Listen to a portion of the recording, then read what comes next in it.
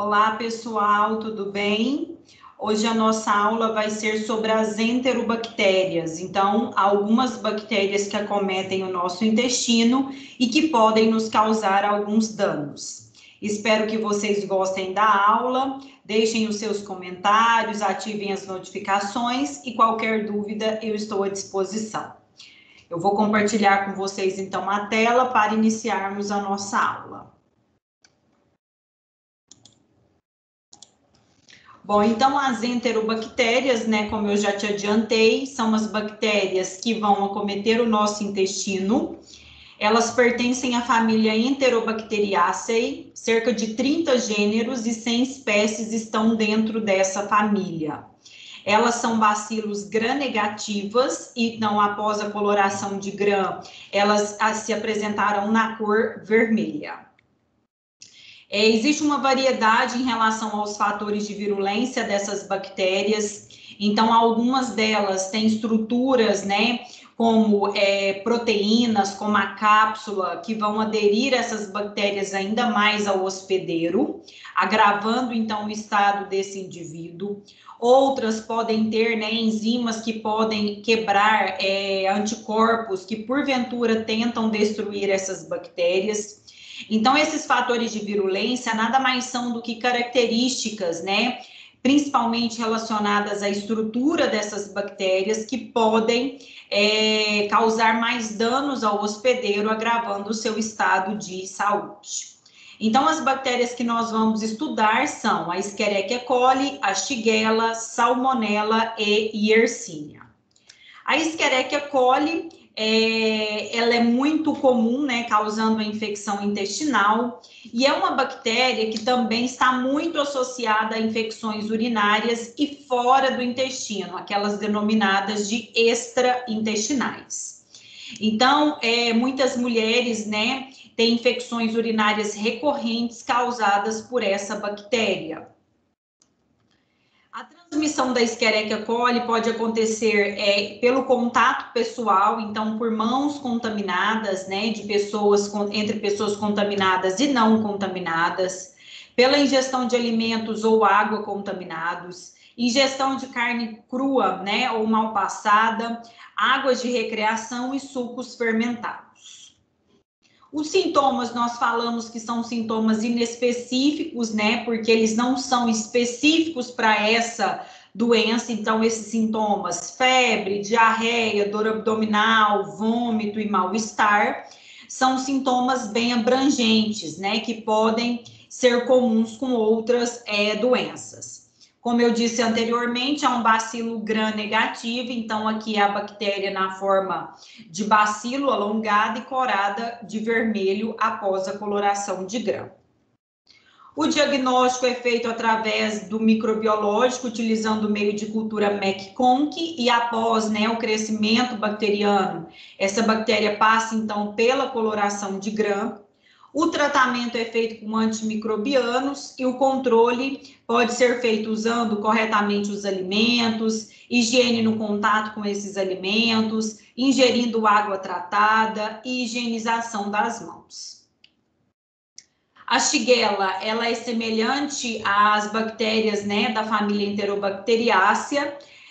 Alguns autores podem até tentar classificar a Shigella e a Escherichia como sendo da mesma espécie, mas elas não são, tá? A Shigella, ela é altamente infecciosa e o indivíduo ele pode se contaminar com 10 a 100 micro-organismos.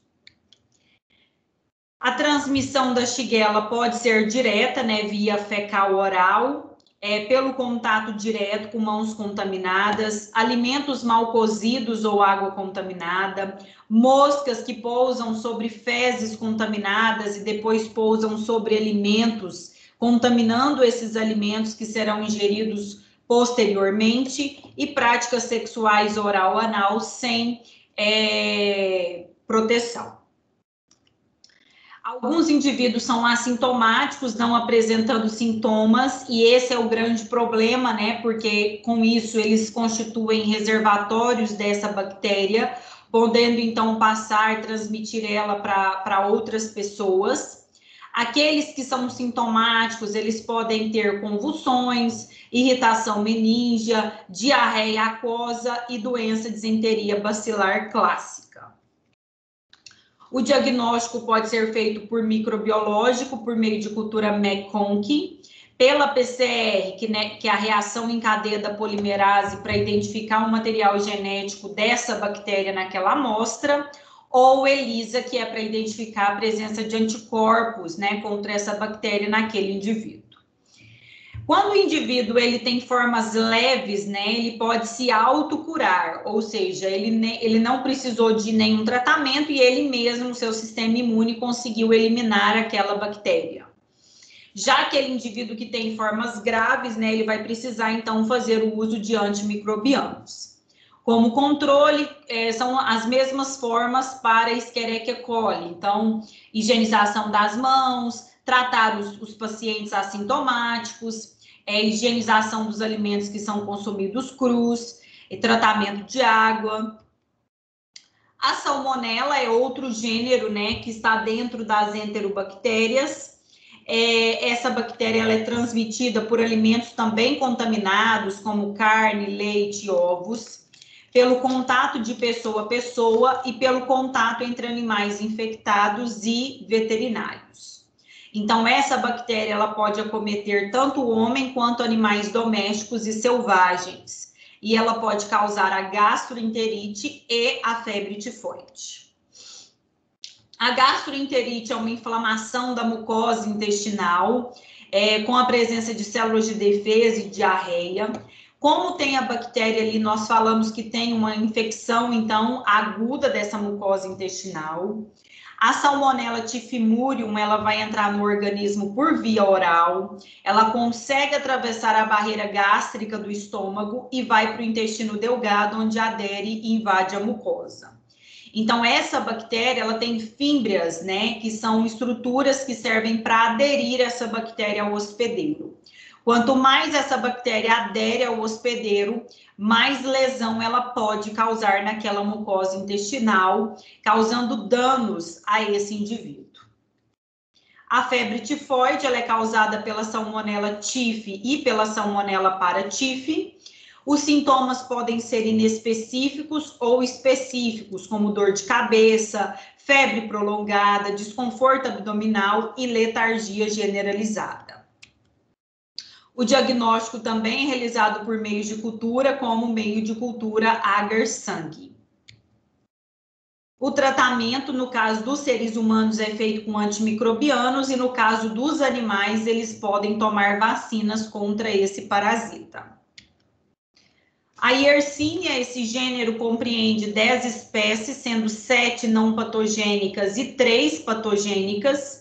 Dentre as patogênicas, nós focaremos na Yersinia enterocolítica, que ela é transmitida, então, pelos alimentos consumidos.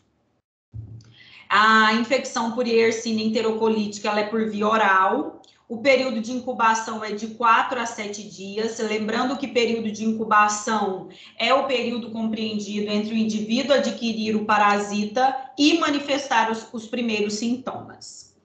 Essa bactéria pode causar lesões do intestino, inflamação no apêndice, que é a apendicite, lesão no fígado e pulmões.